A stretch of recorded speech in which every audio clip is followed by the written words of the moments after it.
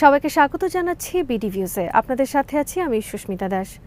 জম্মু ও কাশ্মীরে সন্ত্রাসী হামলার পর ভারত পাকিস্তান সম্পর্কে এখন চরম উত্তেজনা বিরাজ করছে।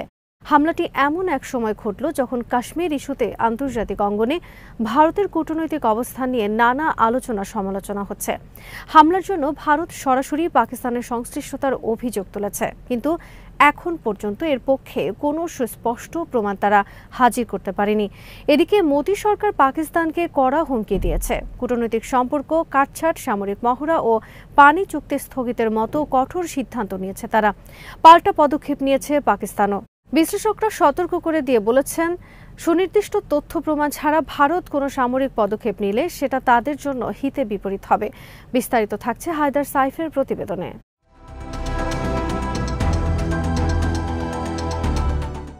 22 এপ্রিল ভারত অধিকৃত জম্মু ও কাশ্মীরে ২৬ জন মানুষকে হত্যা করেছে সন্ত্রাসীরা হিন্দু পর্যটকদেরকে টার্গেট করেছিল।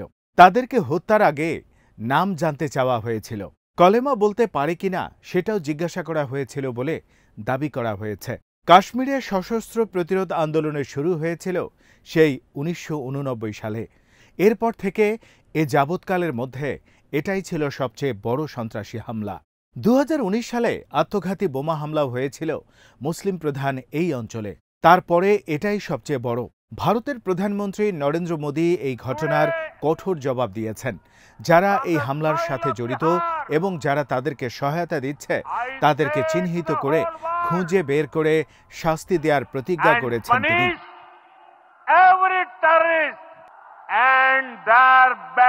এই হামলার পর ভারত আর পাকিস্তানের মধ্যে উত্তেজনা বহুগুণ বেড়ে গেছে। দুই দেশই কাশ্মীরকে নিজেদের অংশ বলে দাবি করে। তাদের এই প্রতিদ্বন্দ্বিতার কারণে বহু দশক ধরে উভয়ের মধ্যে বহু সংঘাত হয়েছে। এবারের সন্ত্রাসী হামলার ঘটনায় ভারত দ্রুত পদক্ষেপ নিয়েছে। ২৭ এপ্রিল ভারতের নৌবাহিনী মিসাইল মহড়া চালিয়েছে। ভারত দেশ থেকে পাকিস্তানি কূটনীতিকদেরকে বহিষ্কার করেছে এবং ইন্দাস ওয়াটার ট্রিটি স্থগিত করেছে। ১৯৬০ সালে দুই দেশের মধ্যে এই চুক্তি হয়েছিল।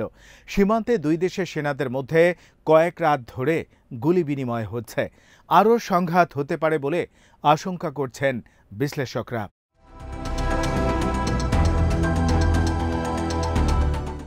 ভারতীয় বিশ্লেষকরা বলছেন, মোদির এই হামলার জবাব দেওয়ার অধিকার রয়েছে। ভারতীয় নাগরিকদের হত্যার অবশ্যই ন্যায় বিচার করতে হবে, কিন্তু মোদিকে অবশ্যই সতর্কতার সঙ্গে পদক্ষেপ নিতে হবে। হামলাকারীদের শাস্তি দেওয়ার লক্ষ্যে ভারত পদক্ষেপ নিতেই পারে, কিন্তু তাদেরকে অবশ্যই ভবিষ্যতের সংঘাত এড়াতে হবে। পাকিস্তান একটি পারমাণবিক শক্তিধর দেশ।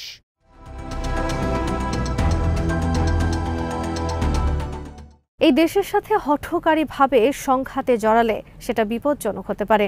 যুদ্ধ বড় পরিসরে ছড়িয়ে পড়লে তার প্রভাব এই অঞ্চল ছাড়িয়ে দূর দূরান্তে ছড়িয়ে পড়বে। বিশ্লেষকরা বলছেন, পাকিস্তানে যে কোনো ধরনের হামলা করার আগে ভারতকে অবশ্যই তথ্য প্রমাণ হাজির করতে হবে। স্থানীয় পুলিশ বলেছে তারা ৩ জন সন্দেহভাজনকে খুঁজছে। এর মধ্যে 2 জন পাকিস্তানি এবং 1 জন ভারতীয়। দ্য রেজিস্ট্যান্স ফ্রন্ট বা TRF নামের একটি গ্রুপ শুরুতে সোশ্যাল মিডিয়ায় এই হামলার দায় স্বীকার করেছিল, কিন্তু পরে তারাই আবার সেটা অস্বীকার করেছে। তারা বলেছে তাদের সোশ্যাল মিডিয়া অ্যাকাউন্ট হ্যাকড হয়েছিল। TRF এর কর্মকাণ্ড শুরু হয় ২০১৯ সালে। ভারত যখন একতরফাভাবে কাশ্মীরের আধা স্বায়ত্তশাসনের মর্যাদা কেড়ে নেয়, তখন থেকে সক্রিয় হয়েছে এই সংগঠনটি। ভারত ২০২৩ সালে TRF-কে সন্ত্রাসী সংগঠন ঘোষণা দেয়।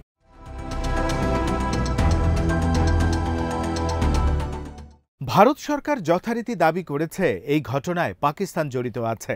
ভারতের কিছু গোয়েন্দা কর্মকর্তা মনে করেন TRF-এর সাথে লস্কর-ই-তৈয়বার যোগাযোগ রয়েছে। লস্কর-ই-তৈয়বা পাকিস্তান ভিত্তিক একটি গ্রুপ। ২০০৮ সালে মুম্বাই হামলার জন্য এই গ্রুপটিকে দায়ী করা হয়। ওই হামলায় প্রায় ১৭০ জন নিহত হয়েছিলেন।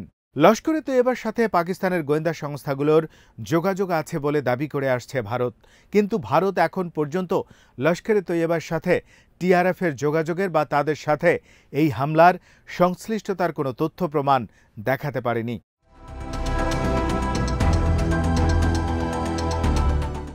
সুস্পষ্ট তথ্য প্রমাণ ছাড়া যে কোনো হামলা করা হলে সেটা হবে অন্যায়। ভারতকে অবশ্যই বিশ্বকে পরিষ্কারভাবে দেখাতে হবে যে এই হামলার সাথে কারা জড়িত। সেটা করলেই কেবল তাদের পক্ষে গ্রহণযোগ্যতা পেতে পারে।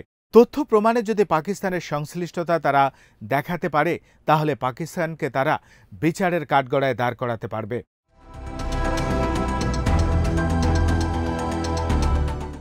2016 ও 2019 সালে ভারত পাকিস্তান শাসিত কাশ্মীরে বিমান হামলা ও স্থল অভিযান চালিয়েছিল। 2019 সালে মোদি যখন কাশ্মীরের স্বায়ত্তশাসন কেড়ে নেন, তখন সেখানে শান্তি প্রতিষ্ঠার কথা বলে বড় বড় প্রতিশ্রুতি দিয়েছিলেন তিনি। এখন তাই তার উপর চাপ বাড়তে পারে।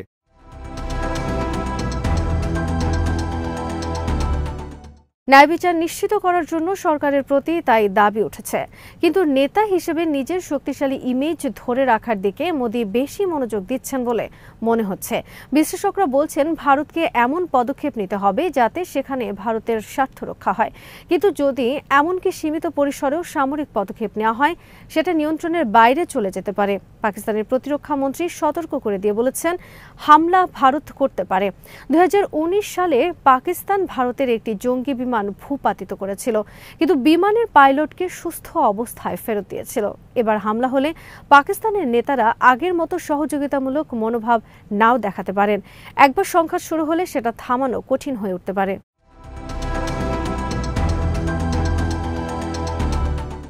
ভারত যদি পাকিস্তানের ভূমিকার ব্যাপারে সুনির্দিষ্ট প্রমাণ দেখাতে না পারে, তাহলে তাদের বড় ধরনের সামরিক পদক্ষেপ নেওয়া ঠিক হবে না। যদি সুনির্দিষ্ট তথ্য প্রমাণ থাকে, তাহলে জঙ্গিবাদের অবস্থানকে টার্গেট করে তারা হয়তো আঘাত হানতে পারে। কিন্তু তথ্য প্রমাণ ছাড়া পাকিস্তানের সামরিক ঘাঁটিগুলোকে টার্গেট করা হলে হিতে বিপরীত হতে পারে। এতে দুই দেশের উত্তেজনা বাড়তেই থাকবে। ভারতের লক্ষ্য কিছুই অর্জিত হবে না।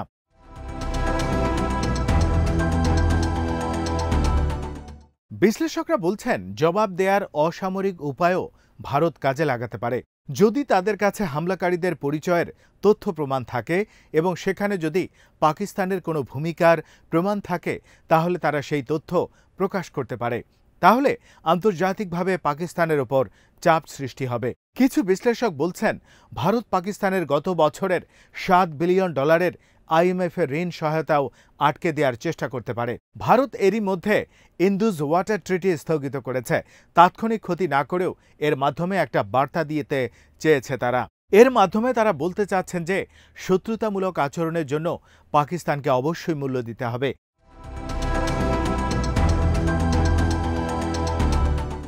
এই পদক্ষেপগুলো যুদ্ধের চেয়ে কম ঝুঁকিপূর্ণ। এই ধরনের পদক্ষেপের মাধ্যমে ভারত শক্ত জবাব দিতে পারবে, কিন্তু বড় ধরনের সংঘাতে জড়াতে হবে না। বিশ্লেষকরা বলছেন ভারতকে ন্যায় বিচার আর প্রতিরোধ সৃষ্টির দিকে মনোযোগ দিতে হবে। প্রতিশোধের দিকে নামলে তাদের নিজেদেরই ক্ষতি হবে।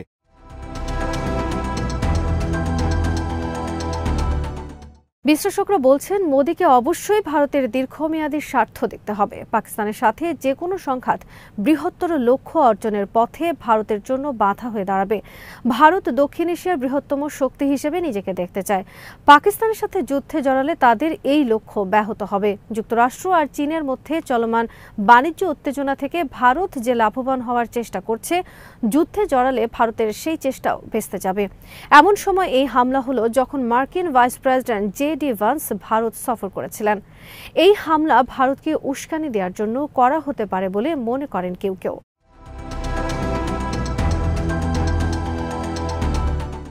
বিশ্লেষকরা বলছেন প্রতিশোধের প্রতিহিংসা থেকে সংঘাতে না জড়িয়ে ভারতের উচিত তাদের সামরিক শক্তি বাড়ানোর দিকে মনোযোগ দেয়া। তাদের সশস্ত্র বাহিনীর আধুনিকায়ন করা হলেই কেবল তারা পাকিস্তানকে ঠেকাতে পারবে, আর চীনের মতো অন্যান্য প্রতিপক্ষের বিপক্ষে ভারতের স্বার্থকে রক্ষা করতে পারবে।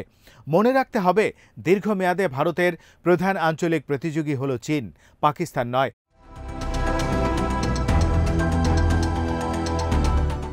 22 এপ্রিলের হামলা একটা ট্র্যাজেডি। হামলার ন্যায় বিচার চাওয়ার সব অধিকারী ভারতের আছে, কিন্তু পাল্টা পদক্ষেপ নিতে হলে তাদেরকে অবশ্যই তথ্য প্রমাণ হাজির করতে হবে। পাকিস্তানে জড়িত থাকার প্রমাণ না দেখাতে পারলে বৃহত্তর সামরিক পদক্ষেপ ঝুঁকিপূর্ণ হতে পারে। এই সংঘাত বিপজ্জনক পর্যায়ে চলে যেতে পারে। ভারতের অন্যান্য পদক্ষেপ নেয়ার সুযোগ রয়েছে। কূটনৈতিক চাপ, অর্থনৈতিক পদক্ষেপ এবং তথ্য প্রমাণ সাপেক্ষে জঙ্গিদের সুনির্দিষ্ট অবস্থানে তারা আঘাত হানতে পারে।